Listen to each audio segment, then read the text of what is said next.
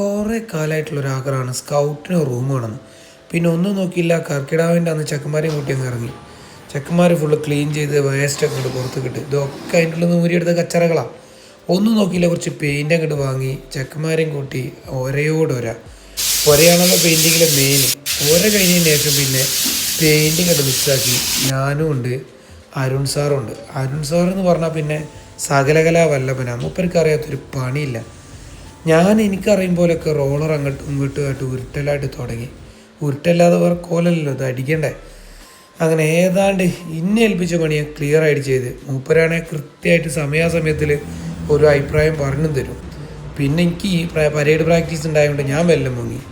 Arun sir വൈകുന്നേരം വരെ നിന്നടിച്ച് room ഞാനൊന്ന് കാണിച്ചു തരാം. നോക്കി നിങ്ങൾ, പെർഫെക്റ്റാണ്. ഇനി ആ മാസ്കിൻ ടാപ്പ് ഇങ്ങോട്ട് പറിച്ചു കഴിഞ്ഞാൽ ആ ബ്ലൂവും വൈറ്റൊക്കെ നല്ല കട്ടക്കട നിൽക്കും. സന്തോഷം പറഞ്ഞറിയിക്കാൻ വയ്യാത്ത പണിഞ്ഞുകൊണ്ട് രണ്ടാം ഘട്ടം നാളെ.